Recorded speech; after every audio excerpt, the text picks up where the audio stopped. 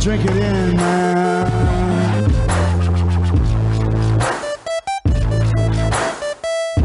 Touchdown, Detroit Lions! Cornbread! Cornbread! Cornbread!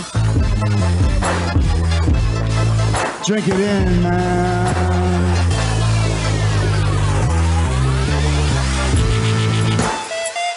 Touchdown, Detroit Lions!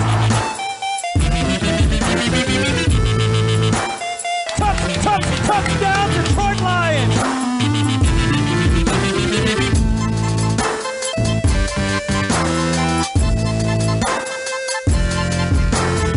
Cornbread!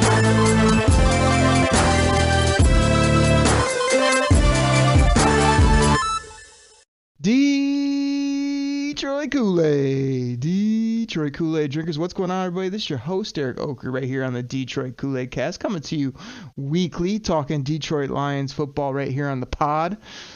We got a jam-packed show today. I mean, we got some coaches that are leaving, might be leaving. The combine's right around the corner. We got to talk free agency.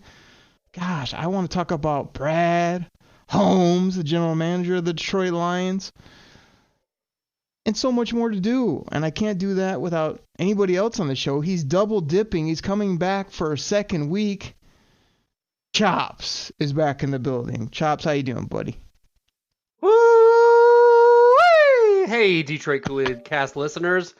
Yeah, I'm back. Back-to-back weeks. Special treat. Double dipping on the choppy likey. Do you notice that I didn't play any of your drops because I knew you were going to go to it manually? You were going to give the people the live version. Did you notice that? Listen, Okri, I love the people, and the people deserve the live drops. It's fun to throw the background noises in, give them the sound drop every once in a while, but you know the people are thirsty for the real thing, so we got to give it to them. I mean, we do have to give the people that. And the people consist of the millions. Chops, we're going to talk a lot of football today, get into a lot of good stuff, but I do have a challenge for you right off the top of the show. Are you ready for this? Throw it at me. I found a new drop. I think, what was it, a couple days ago, I put the old school music on shuffle, and all of my favorite songs, all of my sound drops, who knows what else was just playing on shuffle for me. So I have so many new drops I have to add. I was jamming out to just the old classics that everybody knows musically. But Chops, my challenge for you today is we have to figure out on this pod and pods moving forward how to work in this drop. Don't hate the player, hate the game. Like, that's your challenge. You need to, like, in between a take, throw to that at least twice during the show today. Challenge accepted. You gotta give it to my boy Triple H, the game. I will find a way to get him into the pod. You're already off on your wrestling rep. That's Booker T.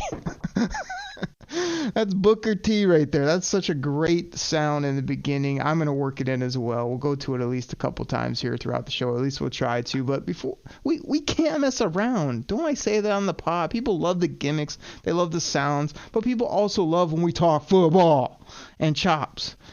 Duce Staley is leaving the Lions, man. He just got up and he's going to Carolina with Frank Wright. This was shocking to me. Yes, he's the running backs coach, only the running backs coach, but he was a assistant head coach. He was a really big personality, really intense guy. What's your thoughts on this? Yeah, Okri, this is a bigger loss, I think, for the Lions than people are really making it out to be. I mean, this guy he's what can you say? He's a Dan freaking Campbell kind of guy, right? Like watching Duce and AG just go toe to toe during Hard Knocks. Like this guy is a heart and soul guy. I think his personality rubs off on Swift and Swag.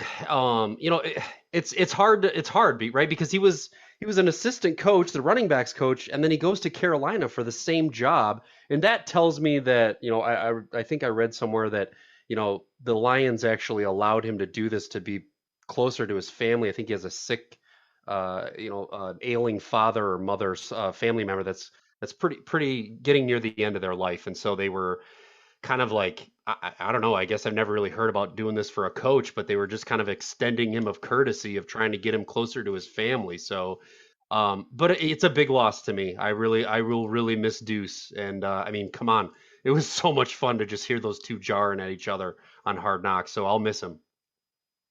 I'll miss Deuce as well. I love his mentality. I love the DAWG that he was.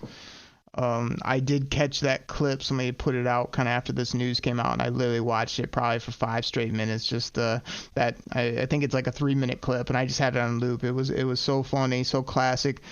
But Chops, I gotta differ with you here. You brought the family element. I didn't know that. I mean, again, that's good for him.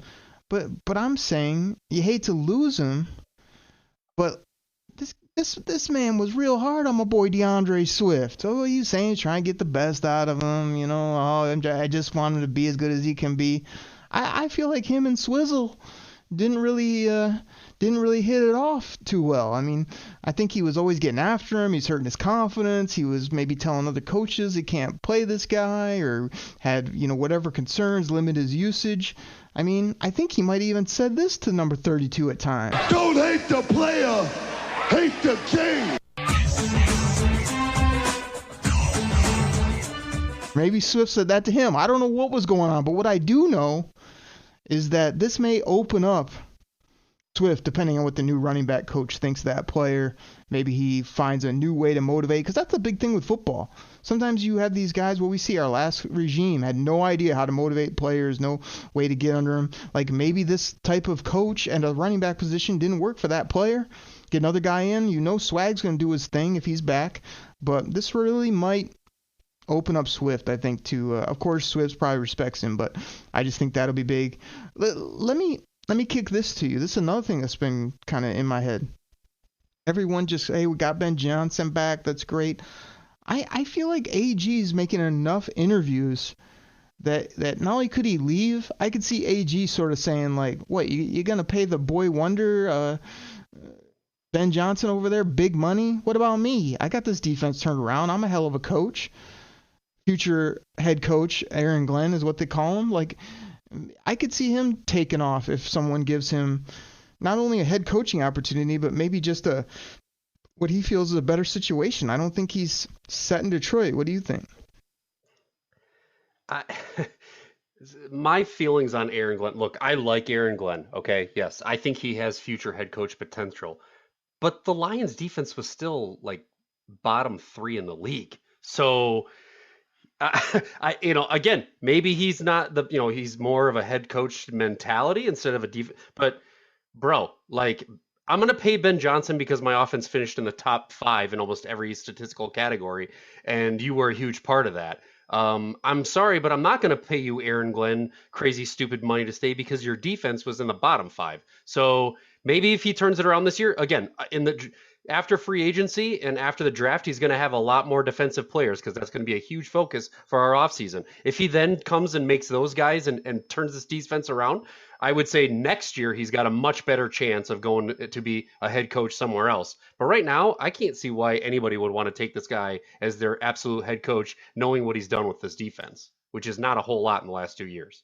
What was shocking to me is I guess there's some stats out there that we were 32nd. I felt like we had lots of struggles early, but 32? It did not feel like a 32 defense or 2/3 of that season, if you ask me. But that was surprising. But I'm just telling you, I have a little bit of a feeling like things have been going real well. Everyone's got this vibe, but I'd like him to stay because I just want that side of the ball to stay where they're at and add more ball players and go. But it just feels weird. Like he could be tempted with a little bit extra dough and an opportunity that's a little bit better, and he could bounce as well. But we'll see. Speaking of we'll see, I mean, again, we get inundated on the Kool-Aid hotline, just so many texts and calls and all that. We always tell people, call up, do this, and then half the time we never get to them on the show. Choppy, we got a call from Cornbread! Jerry. Cornbread! Jerry from North Carolina. How about we roll that right now? Let's play it. Oakley, what's up? It's your boy Cornbread Jerry. Man, I just want to get some thoughts from you, and I'm sure all the people do, and you know what I mean by the people. I'm wanting to see what you think about some of these new coaching hires, the Steve Hyden, the new tight end coach, Scotty Montgomery, this new running back coach. And where does this leave Tanner Engstrom, by the way, our former tight end coach? What is he nowadays? And who's going to be the next offensive coordinator whenever Ben Johnson gets a head coaching job years down the road, maybe next year? Is it Tanner? Is it Scotty Montgomery? These are the kinds of things the inquiring mind wants to know your thoughts on. This Scotty Montgomery, by the way, he's like an RPO maestro. How do you be an RPO maestro when you just had Matt Ryan as your quarterback? And how you going to be an RPO maestro when Jared Goff is your quarterback? Man, I'm smelling some Anthony Richardson coming down the line, brother. Hey, you take care. We'll catch you later. I'm out. Woo!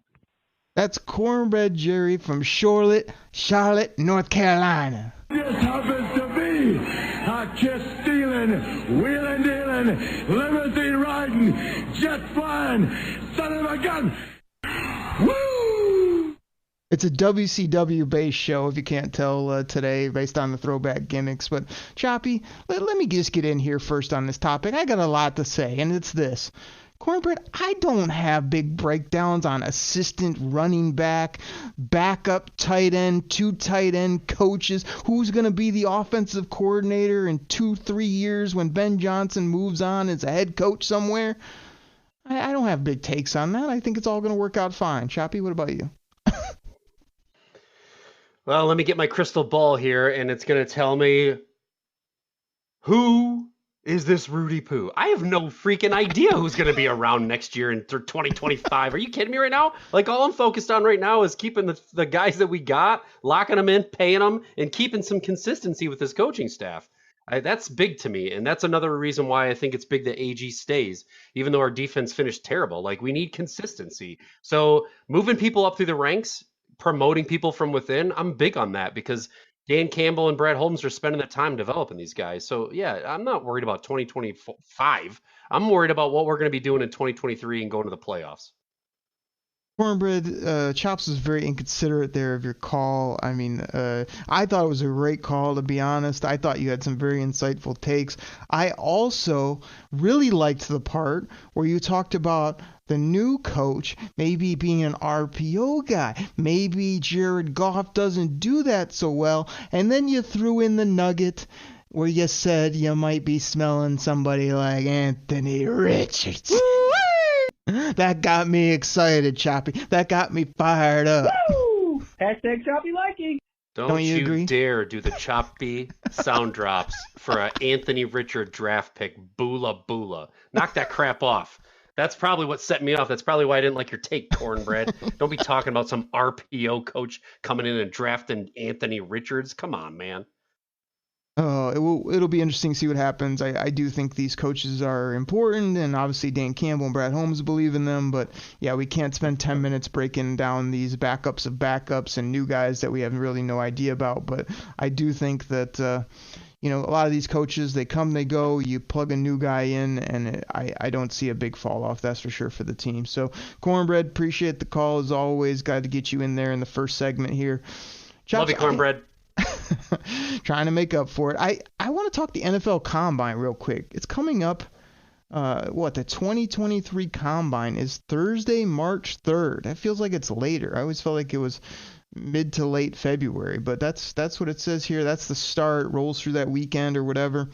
They finally got rid of that. They still got some evening stuff, it looks like, but I always liked when it was kind of just middle of the day, going through all the workouts, whatever. Get to learn a lot about these players. Chabi, I'm curious from you. Like, you always seem like you read off a bunch of stats here on the show. You say a bunch of goofy gimmick lines, but you seem like a guy that is all about metrics and numbers and how fast they do the shuttle run and, this, that, and the other, where I'm more about, I love football. Is this guy a premier athlete? Is he a good character player? Is he somebody that Daniel Jeremiah likes? Because if he does, he's probably going to be on my short list of players I take. Well, how do you view the Combine? Do you put stock in it, or is this one of those where you're out at out with the family on vacation and don't pay any attention? I mean, look, here's the thing about the NFL Combine. One, I know I'm going to get all my stats and my numbers and my hot takes from Logan Lamorandier because he's the stat guy. I'm going to get this guy loves football. He interviews so well. He's got pizzazz. I'm going to get that from you. And on my end, I'm like, look, metrics are great, but can you do it in a game, right? Like you can stand still and jump up and tap the thing 12 feet in the air. Can you jump up and snatch a football?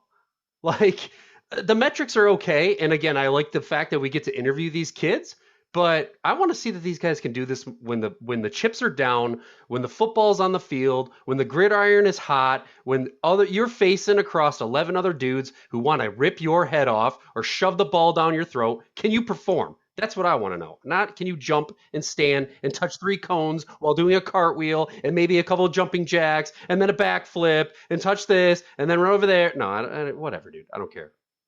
Yeah, I understand. I got it in my head, dude.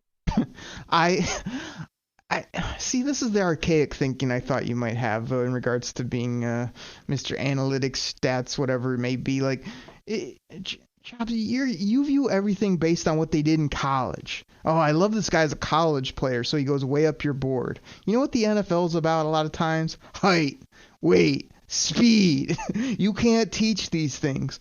So when I look at a football player, don't just tell me he was good at Iowa for 3 years, because I don't care if that doesn't translate to the next level. Hey, great, you'll be a car salesman in 2 years. You'll sell insurance. I want a guy that maybe was a little bit lower as a college player.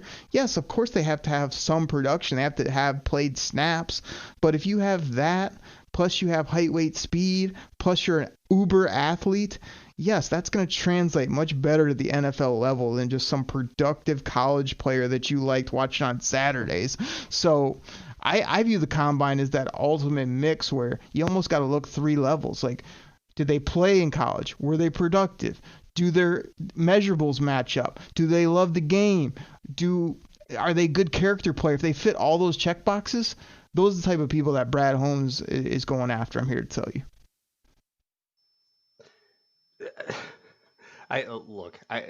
Yes, it's a little bit of everything, but you got to. So you were the one that was super hype about Jameson Williams coming into play. The guy performed in college. The dude's 6'1", he's 180 pounds. Where's his height? Where's his weight? He was a ball player because he played well in college against the best competition in the SEC.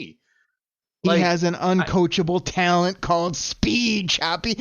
That's why you don't go get a guy from Minnesota that's just a ho-hum, meat and potatoes college football wide receiver. You go get Jameson Williams, who runs a 4.2, and he's just unguardable when healthy. Like, you're going to see that in 2023. Just like years ago when I did a 40-minute pod on how the Lions should have taken DK Metcalf. You want to know why?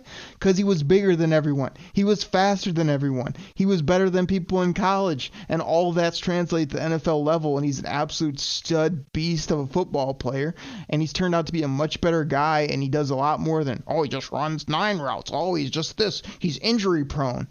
Actually, no, he's really been none of those except a hell of a football player that went in the late second round in that draft, which was crazy. There you go. Got it. So you got to look at everything, and then, like you just said, take the middle ground. So you're gonna do what you bash everybody else for doing and go, wow, I'll just take the middle. So you got to have a little bit of all of it. Okay, agreed. Check. Moving on. I don't think that's the middle at all when I'm saying that you have to have elite everything to view the combine in a certain way. You're the one that wants the middle ground. You want guys that are coming into the league. This guy was good his last couple years at college. I like him, You gotta look for the home runs is what I'm trying to find at the combine and the draft, not the That's right. Nobody does the research like you, Oakley. Nobody does it. I'm not claiming to be a research genius. I'm claiming to be I'm trying to spot game changers, ball players, not guys that are, he's pretty good. I liked him in college. Guys who performed on the field, who are game changers on the field, which is exactly what I just said, and then you'd nash me for it. So, yeah, that's fine. That's college. You're right. You're talking about college. You are right. What do they do at the next level that's what my foresight always sees. That's what I'm a visionary about. What are they going to be moving forward? Everyone wants to tell me what they did 3 years ago. I don't care anymore. Congratulations, you had a good game 2.5 years ago. What are you going to do when the Lions take you? That's what I care about, and I predict the future on some of these these things. I just do. It's a gift I have. All right, let's do this, man. We still got time in this first segment. I want to talk about free agency. Now, again, we haven't talked about this. I gave you a little bit of a homework assignment. I said I want 5 choppy free agents. I'm sure you spent a whole minute and a half on that task. I have 5 Oakley realistic targets for the Detroit Lions up here on my magnet board. I have 5 empty magnets for choppy players. Now, I will write these down if they are worthy and if they're good enough, or if once I research them, I agree. But for now, I'm open to any thoughts you have on 5 players, the positions of need you think, in my opinion, needs would be probably linebacker, corner, interior defensive lineman. You know, I still got to get myself a tight end because I can't have Brock Wright and, some of these guys be my only option out there at the tight end position. And I'm looking for wide receivers if they let my boy DJ go. And quarterback's always in the game as well. So those are some names I have. Again, quarterback, I guess not in free agency, but it's always a target because I don't love a certain player like you do. So, Choppy, did you do your homework? You got some names to blow me out of the water? Speak to the people here before we take our commercial break. I can't wait to hear this. Yeah, I mean, I've got names, but I'm sure they will not live up to the Oakley expectations of blowing you out of the water. You'll have a knock for every single one of them. So how do you want to do this? You want me to say a guy so you can say why it's bull crap and then move to the next one, and you can rip on that guy and then move to the next one, or you want me to just rip them off? I'd like you to go rapid fire, and I will either praise or trash them after that. Okay, cool, great. I'll go cornerback Bradbury. He's supposed to make about $12 million a year. I think he could really lock it down with Okudah going forward. David Long, linebacker, probably going to be anywhere from $13 to $14 million a year. I think he's a young ascending player. He did a lot in Tennessee. He could really fill that middle linebacker position for us. Cam Sutton, cornerback, $8 million a year. He held the wide receivers to under 500 yards last year, locking it down in Pittsburgh where pretty much nobody else was doing it. David Onyemata, defensive tackle. Great interior rush. He's getting to the quarterback about 11% rate. He's probably going to command about $7 million a year. Is this rapid enough for you? Should I tone it down a little bit, or I got one more? Should I go slow? Oh, go ahead. I'm just sleeping over here, but go ahead. Yeah, okay, cool, great. Donovan Wilson, safety, Dallas, $5 million a year, super physical, totally MCDC kind of guy, wants to just get out there, crack bodies, and he can get to the quarterback when we ask him to. He's a little insurance policy in case Tracy's not coming off that injury like we hoped he would. And that's the bottom with line, the ripping. because Stone Cold said so. There's a little hype for your names. I mean, unfortunately, I didn't want to interrupt you during that rapid fire take, but I mean, I guess I'll just sum it up on my end. Nope. I thought we might have the same names. I thought we might agree. I mean, gosh, I'd love to just go full bore and give you a dap and maybe give you a woo-wee or a choppy likey. I don't know, Chops. None of those names did anything for me. I got to be honest. I know you know more than me. I know, like, whenever we battle it out in fantasy football or our knowledge of football, you always, like, turn to me and just say something like this. Don't hate the player, hate the game. But here's the thing. You want to hear the Oakley names real quick? I mean, again, I won't give you a full breakdown. I hope those players work out well for you. You want to hear the 5 I got real quick, and then you can tear those up? Because I'm sure they won't be to your liking. Nope. But I guess don't have a choice, so do it. Nope. Okay, everybody out there, the people. First name on my list. I got to go to linebacker. I don't value linebacker a ton. I don't think the Lions do, but they need more bodies. They need some bodies. They need some youth. They need a tackling machine with speed sideline to sideline. Give me Evans, the kid that spent his last year in Atlanta, played at Alabama. I think he can get him at a decent price. I think he's young, about 25, 26 years old. Love that player. This is probably my favorite, and this is a guy that could come home to the state of Michigan. Sean, formerly Murphy Bunting. Now I think he just went with Bunting. Good young corner. Had some injury issues. Think he could come here, be a really nice fit for a team like this that already has Jury, Juurryyy. Mr. Okudah, I think I will be better. We'll add some talent in the draft as well. But give me Sean Bunting at corner. This is another one I loved. I know there's a few listeners. Frank Ribble shout out on this one. Donald Parham, tight end. This guy, he's just a move tight end, a catch everything type player. He makes plays out in LA. I'm sure he could be a great pass catching tight end here for the Lions. Give me Kevin Givens, big defensive tackle. Kind of had some flash moments out there with the San Francisco 49ers. Again, a young player with some upside, but also the price will probably be right. Who knows? We never know what's going to happen with these crazy NFL cap going way up.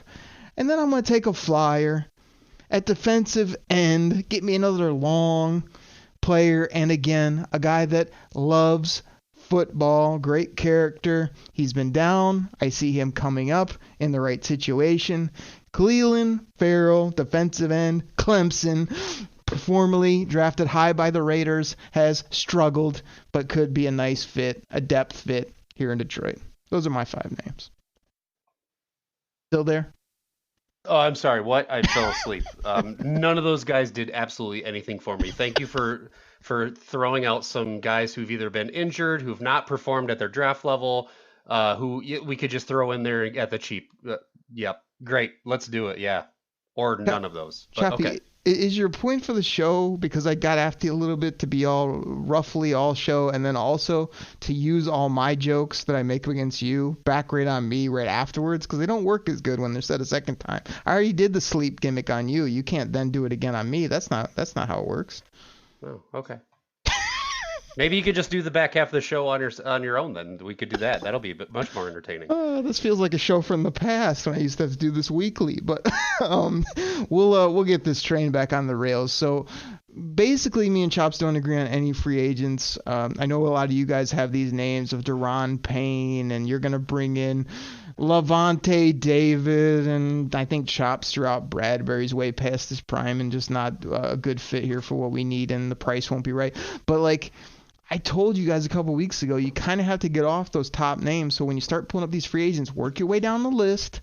Look at the ages. Look at those. Some websites give you those like estimated amounts. I mean, again, we only have like around 40-some million in a best case scenario. So you gotta be a bargain shopper. But I do think, the Lions might add a piece or two that really feels like it solidifies either the offense or the defense, so they can go into the draft just absolutely rolling.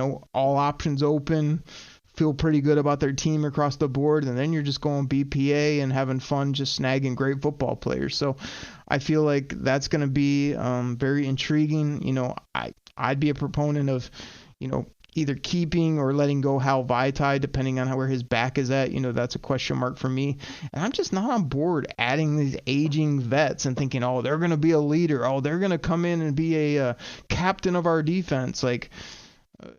If Brad Holmes thinks it, I'll give him the benefit of the doubt, but I just feel like this team isn't, I don't know. I don't want to be crazy young, but I also don't think that adding a 30-some-year-old linebacker or a 32-year-old corner is really the way to go for this football team for sustained success for years to come. Yeah, the other big factor, Okri, is the cap space. Like you said, we've got 16 million. We probably have about 20 million in guys we could potentially release, but right now we have 7 guys taking up 50% of our cap.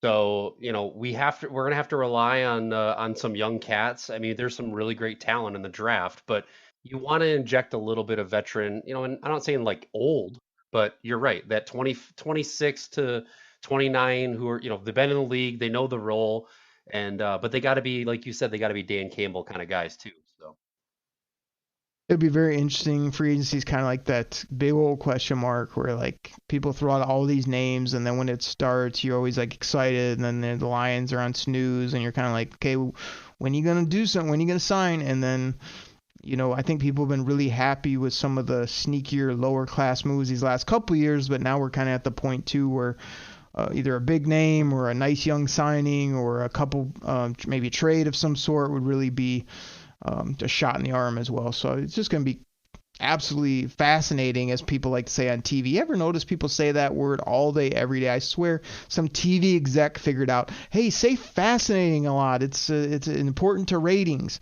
It just sounds ridiculous when you say it 80 times on a 30-minute show. That's my little rant for the day on the word fascinating. And now that I've said it, It's almost as good as breaking news. Well, if it's news, is it really breaking? Like, Yeah, but that's always a fun one too. yeah, but now that I've said it, wait till you watch any show, whether it be news, sports, whatever. They purposely say the word fascinating over and over again. I don't know if they get paid per word or if it's this buzz that someone's done the analytics. I don't know, but trust me, it's going to stick out just like other things have on this pod now that I brought it to light. Choppy, we got to get our commercial break in here. We went long like we normally do, but we had some fun. And well, I had fun at least. You seem a little crotchety today, I must be honest. But I enjoyed myself. I think the people enjoyed this first segment. We got into a lot, had some fun, talk ball like we always do. We got so much to do on the back part of the show, man. We got to get rolling. You got anything to say before we get our commercial break in here? You want to apologize to me or anything?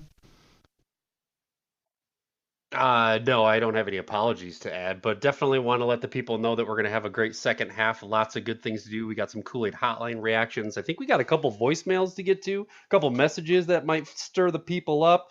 And then we're going to get going on more Brad Holmes off-season action. So let's take a break and then get to it.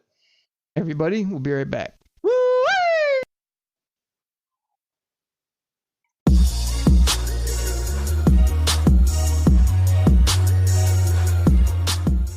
All right, everybody. This goes out to my fantasy football fans out there. Now, you probably heard about Reality Sports Online, the most powerful fantasy sports platform where owners can build and manage their fantasy team like a real NFL general manager. But the question is, have you tried it? I mean, we're talking free agency, multi-year contracts, rookie drafts, multi-team trades. You could put franchise tags on guys. It's as close as you're going to get to being an NFL GM. But do you think it sounds complicated? It's not. I'm here to tell you it's the best thing about Reality Sports Online is it's just more fun than your normal fantasy league, but it doesn't take barely any more time. After all this, are you still not sure? I mean, come on now. You can test your general manager skills by going over to Reality Sports Online, call it RSO. Please go check out realitysportsonline.com right now.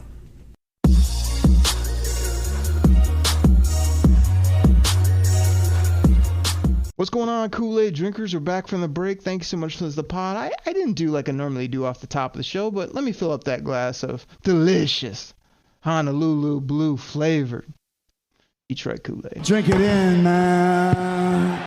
Side of cornbread. Cornbread! We actually already had one earlier, so kind of already did a double, but here's another one for you. Cornbread! And thank you for listening to our sponsors. You know, Chops got a little upset in that first segment. That's always fun. I always enjoy when that happens. Sometimes I got to ruffle a few feathers, but we're talking ball. I'm playing sound bits. I'm having fun. I'm up 2-0, if you guys didn't realize, on the Booker T drop, one of the greatest drops in beginning wrestling themes of all time, so that's good. I'm always winning on those different levels as well. But Chops, I mean, this back segment, we can't mess around because we got to talk about how this team's gonna build off what they did last year and sustain it, which is what we want. We don't want to like have a backwards year. We don't want to level off. We want to keep moving forward, keep getting better. We'll talk about that. We do want to get another loyal Detroit Kool-Aid drinker. Picked out another voicemail that leads to that we'll play. A few shouts. I mean, gosh, I want to talk a lot about Brad Holmes. He's getting a lot of love, and this is his time of year, so I want to focus on him. So you ready to do this, man? You still over there or what? Yeah, I think I figured it out, Okri. I think I was just hangry. I needed that glass of Kool-Aid and some cornbread to start the show, and you kept it from me, and you made me a little hangry on the first half here. But now the glass is full. I have a little cornbread in me, and I'm ready to go. I apologize, buddy. Well, we always like to have fun on the show. People have told me they love the football talk back and forth, so we try to give them a little bit of everything here. But speaking of a little bit of everything, man, let's start out with this. I apologize to this guy. Again, we get inundated on the Kool-Aid hotline with texts and voicemails and people hitting me up on Twitter. You can find me at Derek Oakery, shooting me a direct message or talking ball, fantasy football, sports in general. You know, I'm a pretty private guy, so I keep all my other stuff on the low key. But you can find Chops out there too, at Chops in the D. But this This voicemail was actually back from mid-December that snuck by me, but it's very pertinent to talking about the excitement of this team, how we got to sustain, what's going on. And this guy has kind of a kooky handle or nickname that he gave himself, so you know that's going to help get you on the show. And I just thought I'd show him some love because I missed this long ago. We're going to play it today. Here we go. Hey, Oakley, this is Young Santa. My YouTube, Twitter, whatever, Instagram handle, Young Santa here from just outside Detroit. Just want to say, man, our Lions, I've never seen this team play harder game in and game out, just giving out elite physical effort, whether they're better than teams or not, whether they're more talented or not. They give out maximum effort every single game, win, lose, or draw. It's unbelievable. I love this Holmes-Campbell combination as far as a regime. Unbelievable. Night and day difference from Patricia and Quinn. So it's really exciting, man. Whether they end up with 7, 8, 9, 10 wins this year, whatever, I'm still super excited about the direction. And I think 2023 is going to be the big year with another loaded draft and free agency. I can't see them not being at least a top 3 or 4 team in the NFC and probably the favorites to win the North, man, next year, regardless of whether we get a wild card this year or not. So I just wanted to say that. And by the way, Bugs, it's hashtag Big Bugs. Big Bugs. That's his hashtag, man. Gotta love Bugs, dude. That guy's like 4 feet wide. What a pickup. Holmes, man, with all these undrafted pickups and just signing guys that are cast-offs. Unbelievable, man. Never seen this. Been a Lions fan over 40 years. Have never seen this many guys come onto a team that contribute. Low-round draft picks, mid-round draft picks, undrafted rookie free agents, cast-off from other teams. Unbelievable. Unbelievable. Just love it. Love it all, man. All right. Go Lions! All right, Choppy, like I got to do, I always got to encapsulate the call. So first of all, I'll start and be nice, unlike you were early in the show, and say, Young Santa from the south side of Detroit, thank you for the call. I'm sorry I missed it. I hope you're listening because it was fun to play it. And this is kind of the portion where I dissect your call. Now, you called yourself Young Santa. You also said you're a Lions fan for 40 years. So you're kind of probably like middle-aged, maybe older Santa if you ask me. But I still like that you gave yourself a nickname, so that's pretty good. You gave a lot of love to the Lions about Brad Holmes. You also have these high expectations saying, you know, gosh, we're going to be a top 3 team in the conference, and this is our year, and look out for us. Of course, we're drinking that here on the Detroit Koolaid Cast all day, every day. That's what a lot of people are saying. I sure hope they can live up. Then later in the call, you try to do one of my gimmicks, which is like you just give people big before anything, and it becomes a nickname. Like, I don't know, like Big Denim. But you went into a Big Bugs, but you also didn't mention his big elbow guard that he wears, which is part of his gimmick as well. And then you ended it with an incredible Go Lions and just some other great content in there. So you made me laugh. You gave yourself a nickname. You said some goofy stuff. You said some good stuff. You made it on the Koolaid Cast. Choppy, did I get it all? Do you have reactions? I mean, what's going on here? That was something. Yeah, Okri, look, you got to get the bell ready, right? Okay, 1, he told us how long he's been a Lion fan. He gave us an amazing sound drop at the end there that we have to absolutely play on more shows. And then he told us how great we were going to be running the league, running the NFC next year. So there we go. That's a win of a call. Love it, Young Santa. Love it.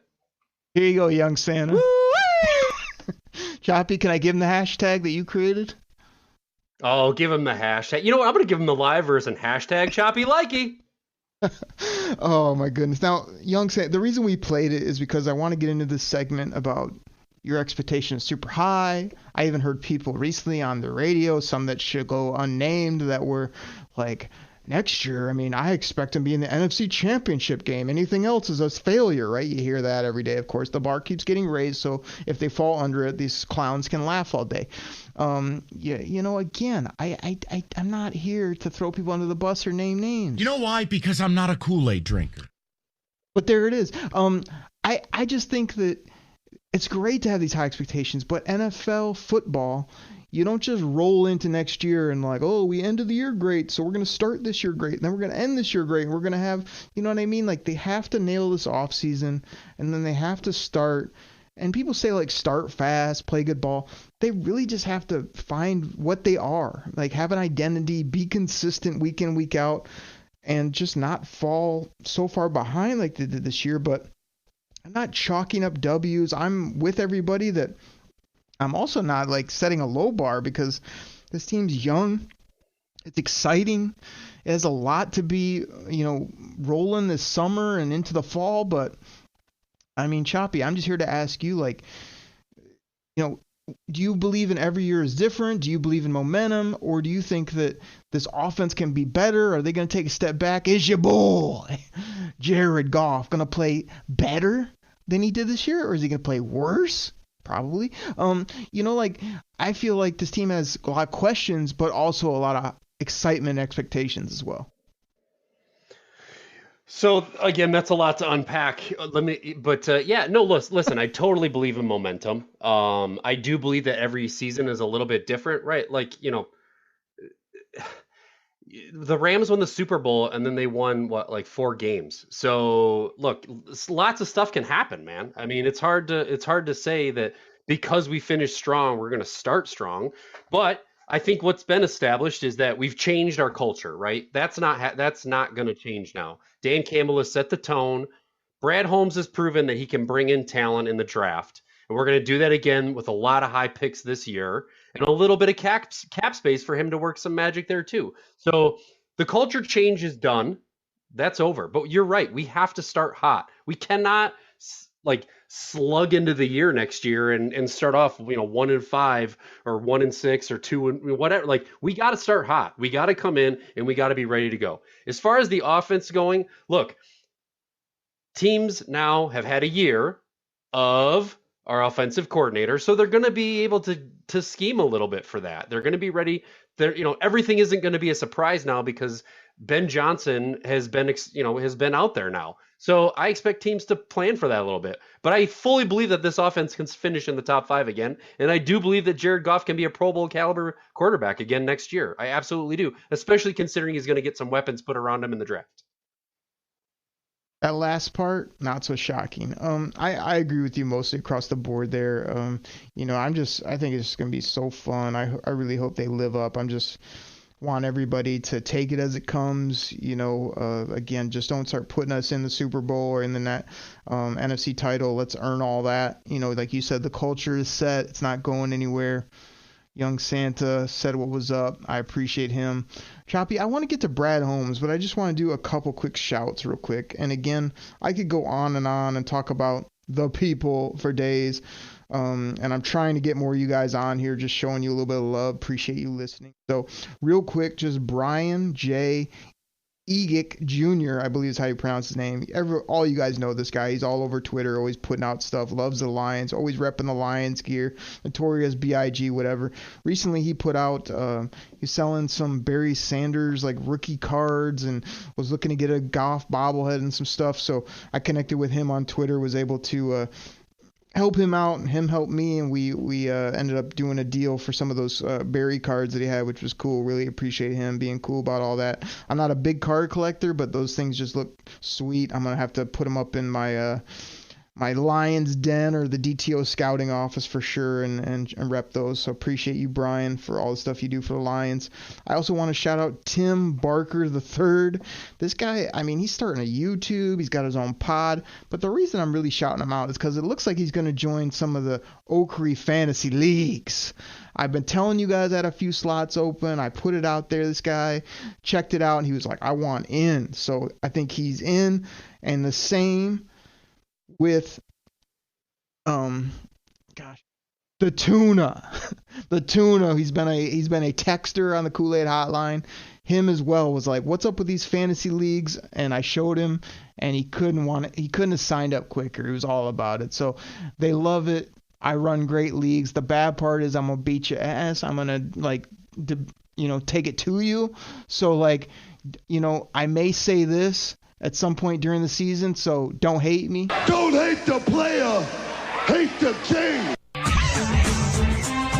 That's 3, Choppy. 3 zip. What you got? So, just shout out those guys. They love the Lions. Some of those guys join my fantasy leagues. Brian's a great supporter, so just want to give them some quick love. Choppy, you got any shouts, or you want to talk about Brad? How's it go? Always open for business all the time, rubbing his hands together, great hoodies, Holmes. Is that what it is? No, I think you're supposed to put a big in there, right? We talked about that. You got to put big Brad, big something Brad. I can't remember now. No, it's Brad, always open for business, Holmes. And yeah, let's move to that. I want to talk about my boy. Was that the better of the two nicknames? Big Bad Brad. Rubbing his big meat hooks, wearing a NFL equipment hoodie, and just drafting good players? Or did we ultimately settle on your version like we have done multiple times? Well, I believe, Okri, that the people have spoken on the Twitterverse, and the poll did show that Brad always open for business Holmes was the winner. Don't hate me. Is that you pushing to the drop, trying to get on the board? Is that what you're doing? I mean, if you're gonna, you gotta give it to me. If I queue it up for you, you gotta count it at least. Don't hate the player. 10-0. Hate the king. You get the front part, you don't get the back music. But that was a good tip. I was just, of course, I'm busy doing other things over here, and you did catch me. But let's talk about Brad Holmes and the show, man. My thing with him is he's putting this big puzzle together.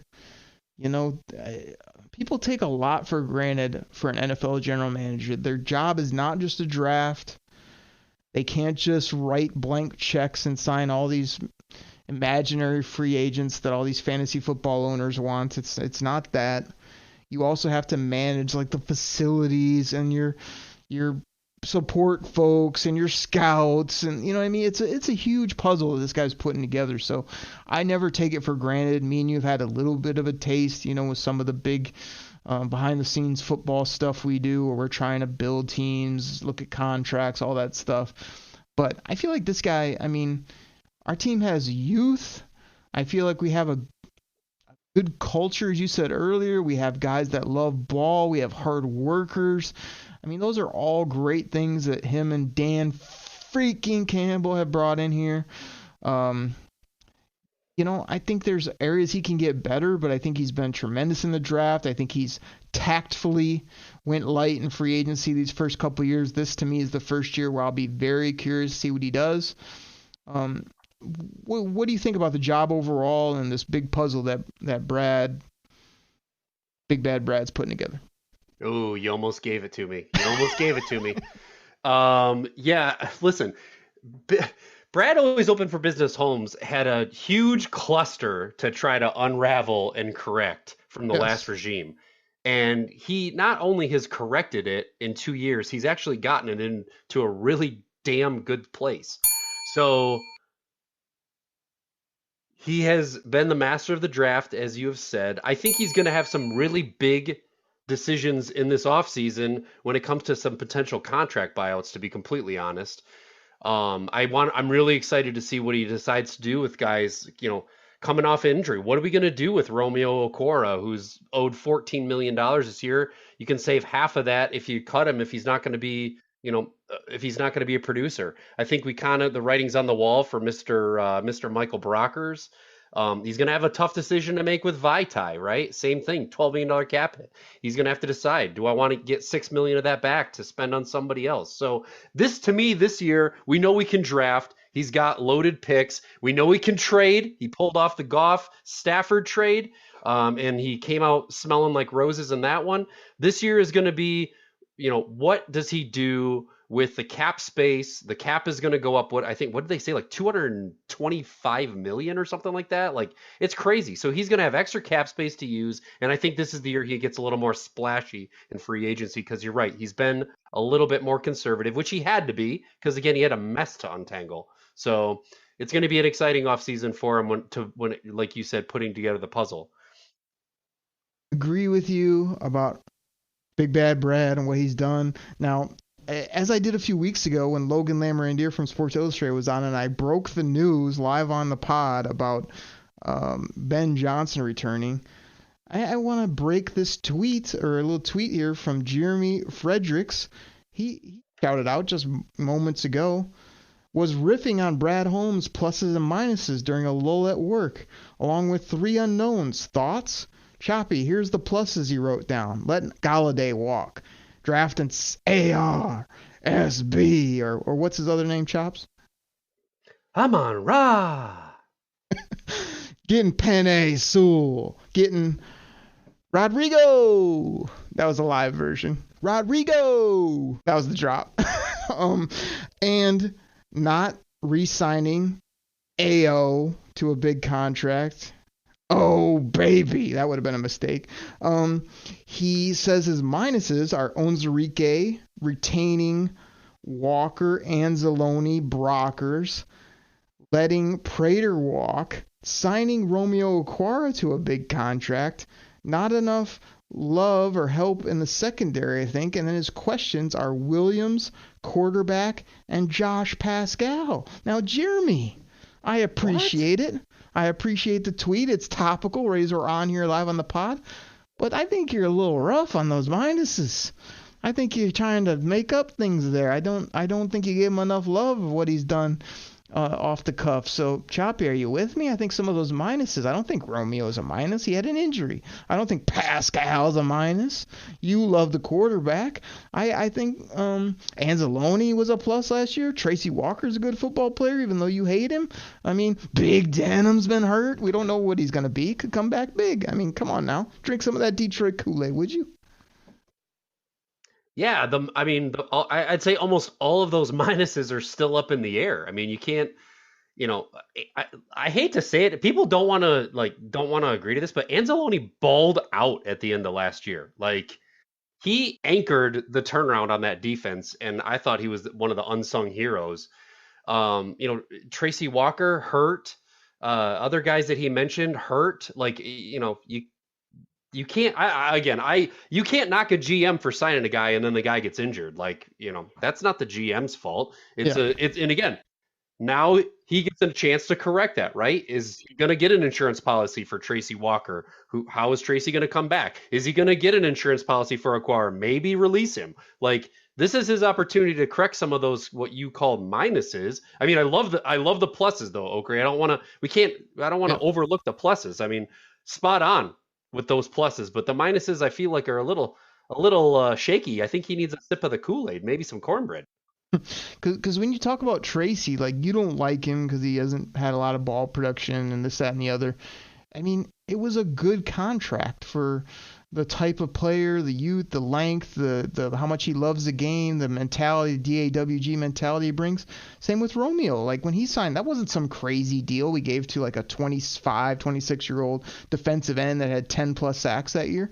So, like you said, those are good GM moves. It's just, these players have to stay healthy and they have to show up. But again, more question marks. But really appreciate Jeremy. He's another good Twitter follow if you guys want to go find him on Twitter. He's always putting out good Lions content, draft takes, things like that. So I just literally saw that pop up on my phone. I figured I'd shout him and put it on the show since we're talking about it. So, I mean, I'll double down. I like his Brockers take because that was that was a definite minus. That's a definite minus. And even Big Denham can be a big minus, up to this point. I'm just saying there's still a little bit of a hope there, and you can look at the optimistic side rather than just what's physically happened. I mean, obviously that's been a minus, but I don't know that he's a minus player for the next. Okay. Are you saying he has potential? Oh, I love potential, this. But I mean, again, I like to give guys that full rope, and I just think he hasn't had it yet. This will be a big year. If it's another injury, non-productive year, he's out. If it's hey, look at what we got here, and it could be still a high second-round pick. So I'm not gonna ride him out on the sunset yet. Let's end it with this, man. Like, I know you kind of went through some things. Do you see a big trade? Do you see a big signing? Do you see him laying low again and just killing the draft? How's this team going to get from where they ended the year to, and look out for the Lions. Like, this team is not only ready to win right now, they're ready to sustain it for years to come. And this GM's no joke. To me, the GM's more important than the head coach. I mean, everyone loves Dan Campbell here for what he brings and his mentality, his humor, his sense of passion, and the alpha that he is. But I think Brad Holmes has been more the conductor of this train since I got you on that's been steering the ship and been changing things around and getting it right. And he's not afraid to take a dynamic football player or make a bold move, that's for sure. Yeah, I think the Jacksonville Jaguars would disagree with your take on the GM is more important than the coach, a la what they did last year with Uncle Urban. But I think it's important to nail both. But back to your, Brad, always open for business question. I don't expect him to be to make some big splash. I don't expect him to go out and overpay some sexy name that people are going to be like, oh my gosh, we swimming and we spent $20 million a year on this guy. I don't see that happening. I think he's going to be smart and calculated, rubbing those meat hooks together, looking for the right deal. But what's going to put people over the top is what he does in this draft, because he's got 2 firsts, he's got 2 seconds, and he knows how to find talent in the back end of the draft. So that's what's going to put us on the map. That's what's going to make people go, damn, watch out for these Lions, brand new Lions. Keep an eye out on them because they just nailed the draft again. We've built the core. We're the youngest team in the league. We're going to continue to stay young, but our young players are growing right before our eyes. And I cannot wait to see what some of these kids do in the next year. Hutch and some of these other young cats. Chops, you want to know what Big Bad Brad Holmes, and Dan freaking Campbell and the Detroit Lions might have to say to the rest of the league here coming up in 2023 moving forward? You want to know? Sure. Tell me. Don't hate the player, hate the game.